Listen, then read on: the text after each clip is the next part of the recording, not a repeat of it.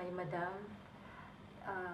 Every time I make a mistake, she shout at me and say bad words. Like I'm like all you Filipino is a monkey. That they treat me like a slave.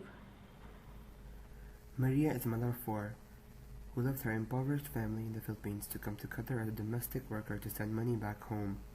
However, due to maltreatment, she decided to run away from her employer's house. She now depends on part-time jobs in Qatar illegally as her passport resides with her previous employer.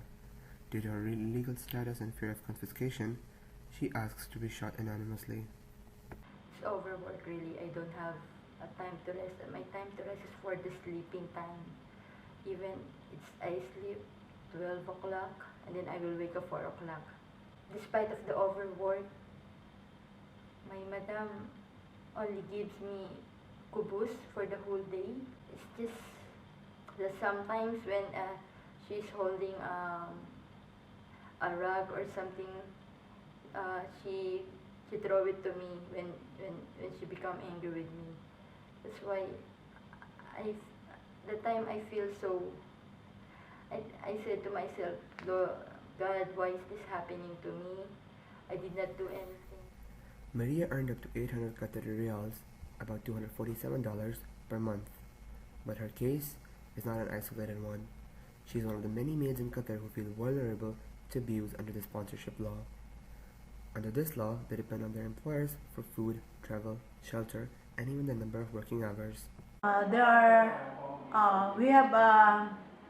We told the government that all our maids here going here, domestic helpers, should earn $400 a year. I mean a month.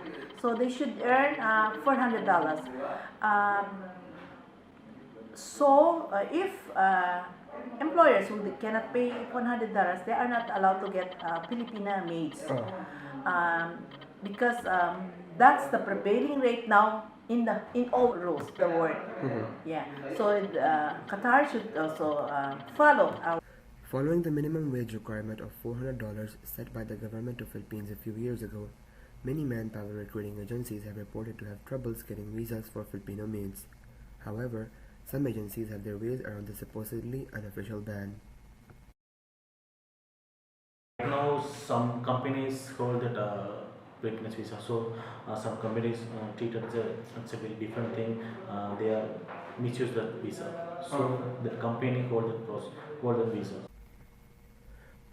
Although domestic workers from many other countries are available in Qatar, Filipino maids still continue to be popular with the locals, says a recruiting agency official. They want Filipino maids because Filipinos, they are clean, they know how to speak English, they are disciplined, and in their work they have systems.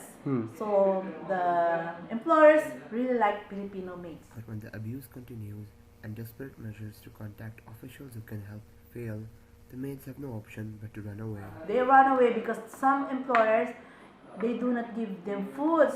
They are maltreated. They are overworked. So they are also people who need rest and needs foods and needs good treatment. The Philippines Overseas Labor Office is an affiliation to the Philippine Embassy and serves as an international labor office for Filipino migrant workers. Their office branch in Qatar has a separate cabin to accommodate runaway Filipino maids who have escaped their employer's house due to various reasons. So once they go here, we are Philippine Embassy. So of course we have to, we are open to them, we accommodate them. As long as the processing, as long as there is no exact settlement from the employees, they are here. So we call the employer to tell us that if it's true that what's the complaint of the maids. Is it true that they are treating them bad, or they not giving the right salaries? They do not give food. So that's the time we settle. Despite a high reliance of Qatari households on maids for cooking, cleaning, and childcare, many GCC countries, including Qatar, have failed to make proper laws that protect labor rights. Law number 14, also known as the labor law, covers the right of foreign workers. However, critics claim that domestic workers do not fall under this law. In Amir's visit to the Philippines last year, issues of migrant laborers were discussed. Soon after that, the Embassy of Philippines came up with a standard contract where basics like salary, break hours, food, and such are agreed upon before one can hire a Filipino domestic worker.